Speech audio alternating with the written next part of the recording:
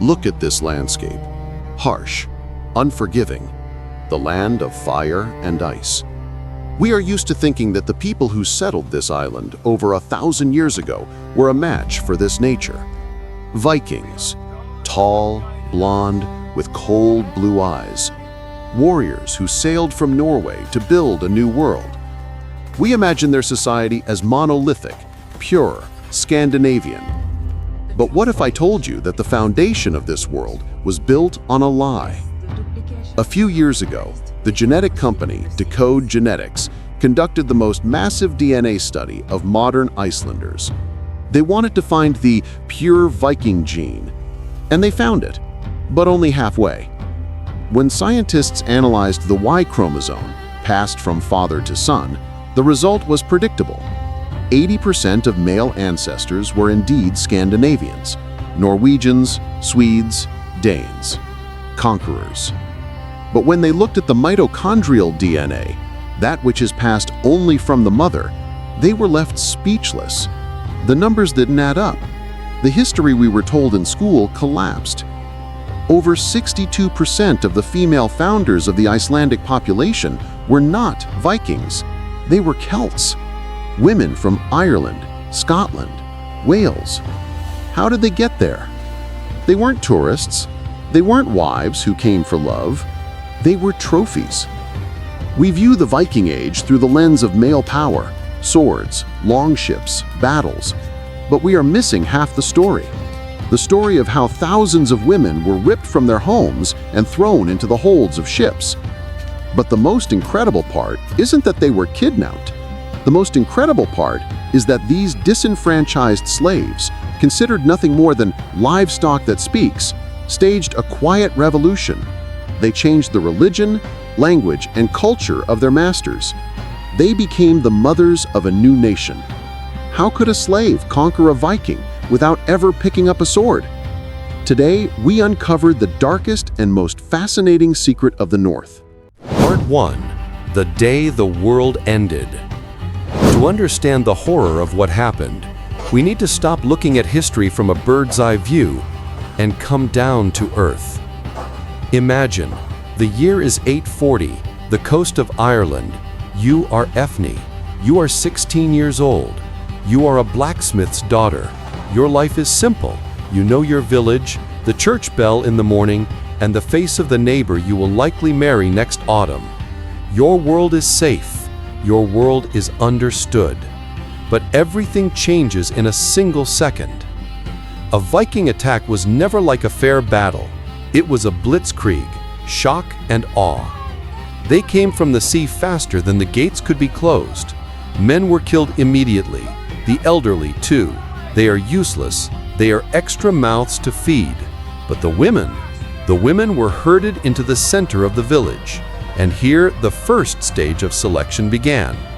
Vikings weren't maniacs obsessed only with bloodlust. They were pragmatic businessmen. In this moment, you cease to be Ethne, the blacksmith's daughter. You become cargo. And like any cargo, you have quality parameters. Teeth, hip width, can she bear children? Hands, can she work? If a woman was too old or sick, she was killed on the spot to save space in the hold. Those who passed the selection were bound, often with one long rope around their necks, like cattle. But amidst the chaos and blood, something strange sometimes happened. The Vikings weren't just looking for strong peasants. There were special squads hunting for specific targets. For the daughters of kings and chieftains. Why? Ransom? No. They didn't want the father's gold. They wanted the father's blood. Scandinavians were obsessed with the concept of heimenja, luck, fortune. They believed that luck was a tangible substance passed down through heredity. To steal a king's daughter meant to steal the luck of his lineage and infuse it into your own. It wasn't just kidnapping a person, it was hijacking a destiny. Part 2. The Hold of Nightmares. We often see in movies how Vikings stand proudly at the prow of the ship, but we never see what is happening beneath their feet. The journey from Ireland to Iceland or Norway could take anywhere from a week to a month. For the captives, it was a descent into hell. Long ships and nars, merchant ships, were open boats. There are no cabins. There are no toilets. Captives were thrown to the bottom, often directly onto ballast stones. Above, the open sky, rain, the freezing spray of the North Atlantic. Underfoot, seawater mixed with filth. The survival rate on such a journey was about 70 to 80%. They were fed poorly, dried fish and stale water. But the worst part wasn't the hunger or the cold. The worst part was the uncertainty. None of these women knew geography. They didn't know what Norway or Iceland was. For them, it was a journey to the end of the world, beyond the limits of God's creation. Many went insane before even reaching port. However, it was in this cramped space, in the darkness of the hold, that a secret brotherhood began to form. Women from different tribes, speaking different dialects, learned to understand each other without words. This sisterhood of chains would become a force the Vikings underestimated. Part 3. The Flesh Market. The Price of a Human. Welcome to Hedeby, the largest trade center of the Viking Age. It smelled of money and despair. Slave trading was the oil of that era. Arab dirhams, Frankish swords, Russian furs, everything was exchanged here. But the most liquid asset was people. Slaves, or as the Vikings called them, thralls. How much was a woman worth? Let's look at the documents. In the sagas and laws, like the Gragas, the prices are preserved. The average price of a healthy female slave was 1 mark of silver, about 200 to 250 grams. To give you a sense of scale, for this money, you could buy 3 dairy cows, or 6 sheep, or an excellent sword and a set of armor. Expensive? Absolutely. A female slave was an investment. The Viking buying a woman expected a return on investment. How? 2 ways. First, labor. We'll talk about that later, and believe me, it will surprise you. Second, breeding. The children of a slave automatically became the master's slaves. It was free capital growth. Sounds cynical? Yes, but that is exactly how the medieval mind worked. At the market, girls were stripped, inspected as thoroughly as a horse. Any flaw, a scar, a limp, bad teeth, lowered the price. But there was a category of women who cost a fortune: seamstresses and beauties. If a woman could skillfully embroider with gold or possessed rare beauty, her price could skyrocket to 3 marks or more. Such women were bought by jarls and kings. It was here, at the market, that fate was decided. Would you go to a filthy farm to knead manure, or end up in a wealthy house where you would become a concubine? And it is unknown which of these was worse. You think the worst fate was falling into the hands of a cruel warrior? You are mistaken. The worst thing was falling into a house ruled by a jealous wife. Female revenge in the Viking Age was more sophisticated than any torture. Part 4. War in the Kitchen. Wife versus concubine. Scandinavian society was polygamous de facto. A man could have one official wife with whom a political and economic alliance was made. But he had every right to bring frill, concubines, into the house. 1, 2, 3, as many as he could feed. Imagine the situation. The husband returns from a raid and brings home a young Irish beauty. The lawful wife has no right to kick him out. It is his house, his slave. But the wife is the mistress of the household. She distributes the food. She assigns the work. In that moment, the house turned into a battlefield. The sagas contain horrific stories. The Laxdala saga describes how a mistress forced her husband's concubine to carry red-hot stones and then ice water to test her endurance. Jealousy burned these families from the inside. But the slave had one powerful weapon, a weapon that could flip the chessboard: sex and children. Viking laws regarding children were surprisingly flexible. If a Viking acknowledged a child by a slave as his own, raised him up, a ritual where the father picked up the newborn in his arms, that child became free. And moreover, he gained the right to inheritance. A slave's son could become a jarl. A slave's son could become a king. Do you understand what this meant for a woman? The moment a captive gave birth to a son, the balance of power in the house changed forever. She ceased to be a thing. She became the mother of an heir. This is why the war between lawful wives and concubines was so fierce. It wasn't just jealousy. It was a fight for resources, for the future of their own children. If the slave's son turned out to be stronger, smarter, and luckier than the wife's son, the father could pass power to him. And history knows such examples.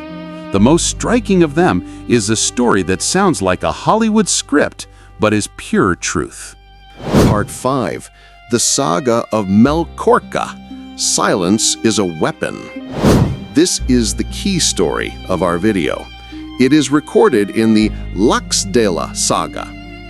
A wealthy Icelander, Hoskuld, sails to a fair in Norway. He wants to buy a slave girl. The merchant shows him a girl in rags. She is incredibly beautiful, but there is a problem. The merchant honestly warns that she is mute. No one has ever heard a sound from her. Hoskuld, charmed by her beauty, pays triple the price for her. He brings her home to Iceland. His wife, of course, is furious. "You brought this expensive idiot into the house?" The girl lives in the family for several years. She works, endures humiliation, sleeps with the master, and stays silent. Everyone considers her mentally disabled. She gives birth to a son, whom they name Olaf. And then, one day, years later, Hoskuld accidentally overhears a conversation by the stream. The mute slave is talking to her young son. But she isn't just babbling. She is telling him the history of Ireland. She is teaching him complex genealogies. She is speaking the language of kings. Hoskuld steps out from hiding, shock. It turns out that all this time he wasn't sleeping with a commoner. This was Melkorka, the daughter of the Irish king Merciless. She was kidnapped at 15. Why did she stay silent? It was an act of incredible pride and resistance. She decided, "These barbarians are not worthy of hearing my voice. I will speak only to the one who shares my blood." This story has a grand finale. Melkorka's son Olaf gained the nickname the Peacock for his beauty and grandeur.